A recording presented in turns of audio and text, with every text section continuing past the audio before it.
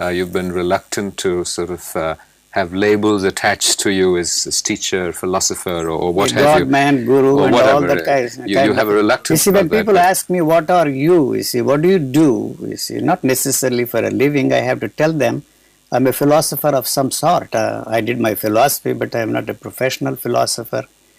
But I have discovered something extraordinary for myself. And despite everything I did, I stumbled into something extraordinary. You just mentioned miracle, but you've also referred to it as a calamity that was to, dare I use the word, transform your life. I have very purposely used the word calamity, but actually it is not a calamity. I use the word calamity in the sense that you search for something all your life, you see. For example, you see that there is a self here or God out there, and suddenly it hits you like a lightning that where is this self that I have been searching all my life? You see, it shatters everything that you have experienced before. The whole image that you have built around that is shattered to pieces. You expect to be in a blissful state, in a state of ecstasy, full of love, full of compassion. But in its place you find that this is just a living organism, pulsating with life. What is there? And what you are left with is just the pulse and the beat and throb of life. And there is nothing there. And this comes as a shock because you realize that all your life, all through your search, you expected that you would be something like Buddha, something like Jesus, something like, you see, Muhammad, all the great teachers. And so that came as a shock to me and said, you see, this is a calamity. See, you are expecting something to happen. You are questing all your life, you see, for something that does not exist. You see, that came as a shock to me. So that's the reason why I use that word, calamity, and also rejected totally and completely the idea of transformation, because what is there to be transformed? I didn't find anything there, so there is nothing there to be transformed. And so all that talk of transformation, radical or otherwise, is just poppycock, I said to myself. This happened in your 49th year. 49th year. What happened? Did it sort of happen one morning? Was there a light or lightning? No, the question that, you see, first I started with the question, you see, I want to be enlightened. I want to be like Buddha. I want to be like Jesus. I want to be like all the great spiritual teachers. And so how to be enlightened? You see, that I pursued for a long time. And somewhere along the line I discovered, through some sort of a mystical experience, I might say that, for want of a better and more adequate term. Can you describe that mystical experience? You see, the mystical experience is within the framework of the knowledge still. And that's, I consider, and it's a very petty little experience. You experience what you know. That does not in any way free you from the knowledge you have acquired. So you are still, you see, caught up in this idea, and you owe everything to the one that has helped you to experience these things. You are still dependent on that. You have not actually freed yourself from that. That's why I call it mystical experience. That itself is an extraordinary thing because it awakens some sort of an intelligence there in you. And from then on, you look at everything differently.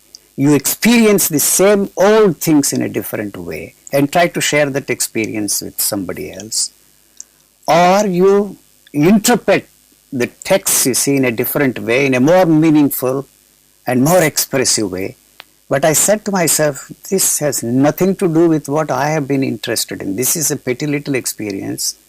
And then when you still continue and try to go beyond, you have no way of going beyond that mystical experience, because that has a stranglehold on you, exactly where the other experiences had a stranglehold on you. There is no way you can get out of that trap, because that becomes more important to you because it is your own experience. What you consider to be the experience of others has become your own experience, and that, you see, throttles and chokes you all the time.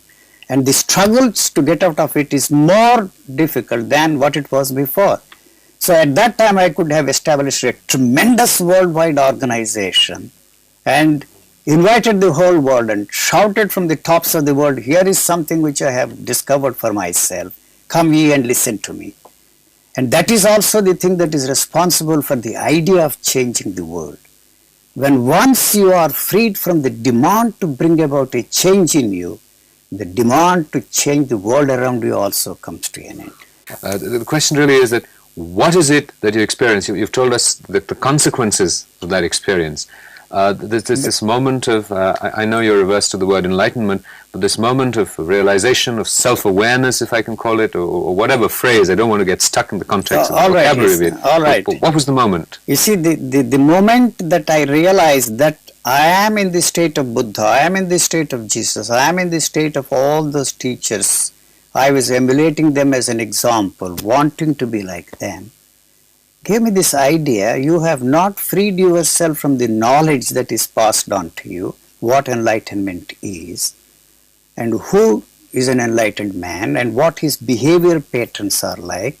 I said to myself, this cannot be the thing. The knowledge that I have of this enlightenment is still there. This cannot be the enlightenment. There must be something other than this. You see, although I said to myself, I am in the same state as Buddha, Mahavir and all the other great teachers. So suddenly, somehow, you see, the question whirling through me as it were, suddenly disappeared and left me with this, what I don't know, what I am left with, this I don't know. How it happened, why it happened, when it happened, and has anything happened? I really don't know. Do you believe in the uniqueness of this experience? I don't go around the world shouting that this is something unique, this is something extraordinary, this is something which nobody else has experienced before. You see, what I am left with is the feeling that I am just an ordinary man. So I don't go around, you see, telling that I am an ordinary man. But the demand to change anything, to become something extraordinary other than what you are there, somehow disappeared. The very demand to be free from anything isn't there anymore. How it happened, I really don't know. So there is no way I can share this with somebody and help somebody to stumble into this kind of a thing. Is there any significance, any function, any purpose for you in keeping your body going? No, I not at all. You see, the same question many people ask me. You see, it does not know that it is alive. It doesn't need and demand anything. Why do you feed this body? Because the body needs some energy to move around. You see, you don't expect me to do the toileting here. You see, for purposes of cleanliness, for purposes of neatness, for purposes of whatever word you want to use, this needs some energy, and that is all that is necessary for this body. Otherwise, the life energy that is there is something extraordinary, and it expresses itself in its own way.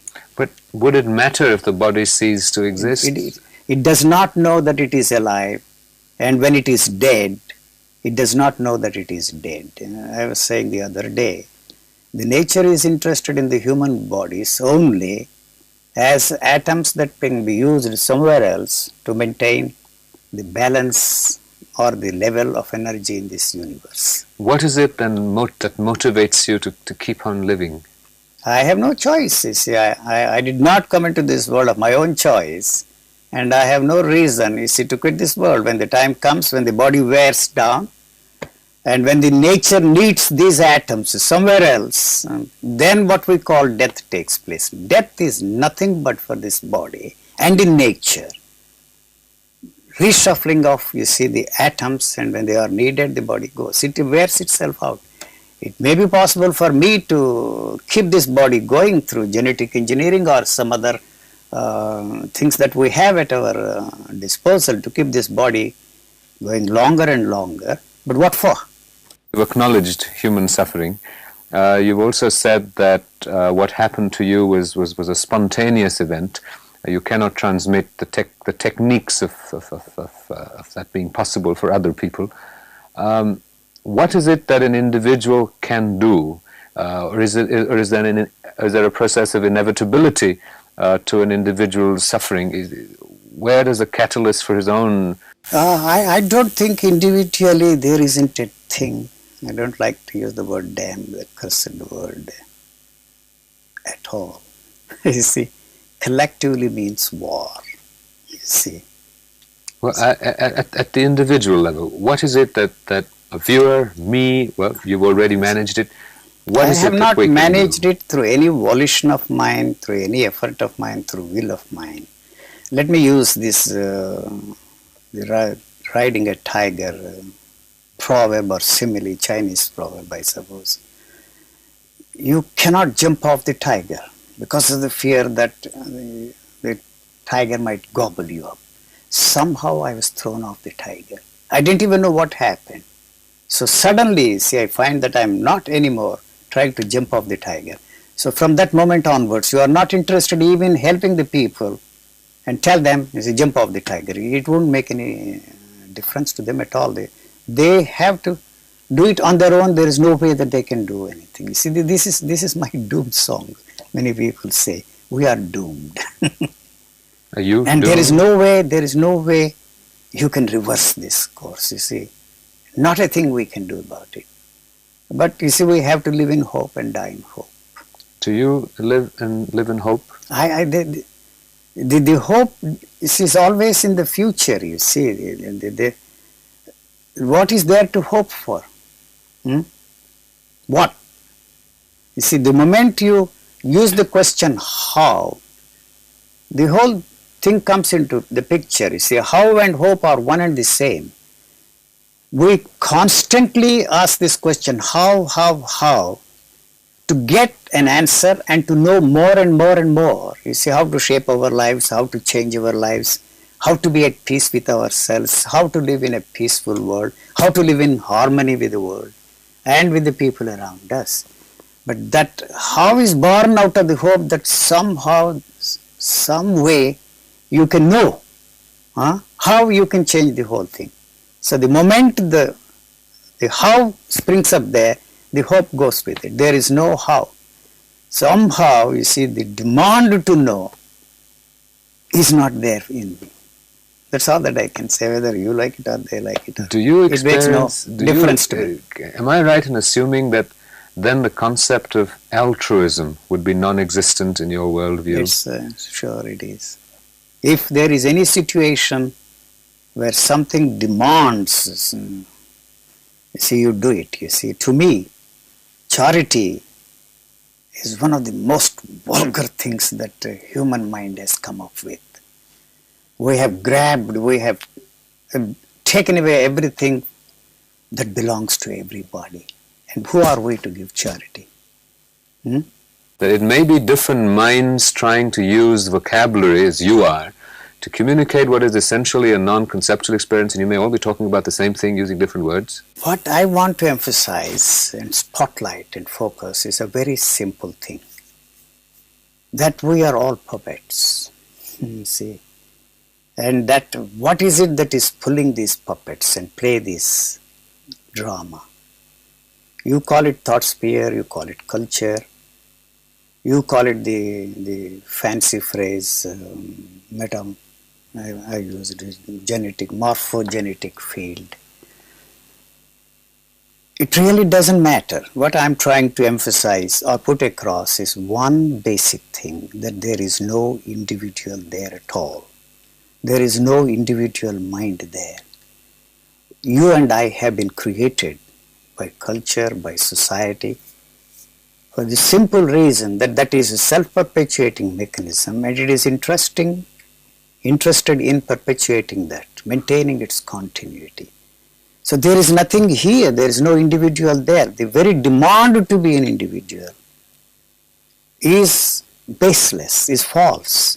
But yet you see the very same culture that is all the time emphasizing the need to create individuals has created this neurotic situation for us. You see, two things, that there is no individual, but yet you have to be an individual. It seems to me almost as if you're abdicating responsibility, individual responsibility, to larger, well, I use the word larger with hesitation when talking to you, but external forces, I even get stuck on the word external because you would argue that there really isn't an external agency, but using the vocabulary of most of us, if I may use that, to say that I as an individual am a victim or a participant in a larger societal context. Where is the impetus for action or initiative then? You are a willing victim there. I'm not blaming you, you see. Then when the situation is different, then the question of victim does not at all arise. Do I have a choice? You have no choice. You have no choice. Do I then... You are part of it, you see. This is all that is there. The world cannot be anything different because you being what you are, how can you expect the world to be different? We are all the time preparing for war, and how can you envisage the possibility of a peace on this planet? You know, flag is here. The flag represents what? As long as I wave my flag here so long, I cannot talk of peace because the other chappie also is waving his flag. So how do you reconcile this situation? Preparing for war all the time and talk of peace. Peace is not something that will descend upon us. Do you feel optimism or pessimism, or do you feel nothing at all? I don't think you can fit my statements into either this side or the other side. You see, people say that you are very negative, and all right, you are not negative, you are not pessimistic, you are very optimistic. What does it really mean? An optimistic individual is pushing things, you see, he is using his will, he is using his effort, and he is living in the hope somehow that we will turn this into a paradise and all of us will live in comfort and peace. So what you don't seem to realize is the very idea of creating heaven on this earth is the one that has turned the whole thing into hell. Actually, it is not hell. If we are lucky enough to be freed from all those utopias, the whole idea of a heaven, this itself will become an extraordinary place to live in. Would you call yourself a pessimist? It's up to you to put stick the label on me. I don't know. I don't think in terms of optimism, pessimism at all, negativism or positivism. Many people say that you are very negative. You see, the negative approach is invented by thought because you have totally failed to reach your goal through positive means. You have invented a negative approach, but the goal is a positive goal. So it doesn't matter whether you approach your goal positively or negatively. Is there any such thing? My English is bad now. Anyway, you see, the goal is the most important thing. What we have to do is to free ourselves from the whole value system without replacing that value system with another set of value system. That would be a wonderful place to live. The way the animals are functioning. You see, they don't kill anything for an idea. You see, so they have to survive. One form of life lives on another form of life. That's what we are doing all the time. But you see, if you kill something for any reason other than survival, we are creating this disharmony in this world. And there is no way we can reverse the whole thing. You may call me a pessimist. I am ready to go along with that and carry that label on me. On the one hand, you speak about the inevitability of processes and the biochemistry of the brain and sort of the vocabulary of the inevitability of life. And at the same time, you talk about freeing oneself from a variety of responses, as it were. Yeah. I don't see how they There is a difficulty of the language here. I am not suggesting that there is something that you can do to free yourself from. You are already free. And what creates this demand to be free is the one that this has to free itself from. You see, this expresses itself in an extraordinary way, you know. This is something which you cannot even think of creating, but unfortunately, where have we gone wrong? Where have we failed? That's a very natural question for us to ask. Somewhere along the line it occurred in the process of evolution. especially in the human species, what we call self-consciousness. So that separated us from the totality of life around us. Actually, it is one single unit in the whole thing. But this self-consciousness is separated us from everything. And it is that is responsible for creating, you see, the whole religious thinking of man. Forgetting that we have created all those things, God, truth, reality, or whatever you want to call it, only as an extension of pleasure. So whether religion has turned us into cowards, or our cowardice is responsible for creating religious thinking of man, is anybody's guess. You see, I'm not against religion at all. You see, all the other systems the human mind has invented are nothing but the warty outgrowths of religion, even communism. But is it mere semantics when you say that where we have gone wrong, according to your vocabulary, we haven't gone wrong, nothing has gone wrong, and that too there is a value system that it's wrong. No, this value system that is fitting the events into its framework and says something is wrong. But you're ascribing a value that it's wrong, it's the way it is. The value system is wrong, then we wouldn't say that it is wrong, we wouldn't do anything to change anything there.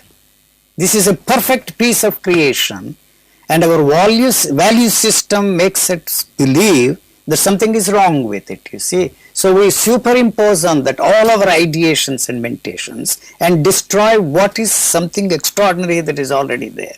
Whether, you see, it will continue forever or not, we don't know. Why this was created, what is its purpose, what is going to happen, it doesn't in any way help us to understand whether this whole thing was created by God. Is understanding important? It is not. You see, we give so much tremendous importance to understand things, to know things. You see, that works in the field of, you see, that camera. You see, that's the only area where, you see, you have to know, you have to get help from somebody to operate. But in the living atmosphere, living situation, the dead thing cannot help us to understand anything.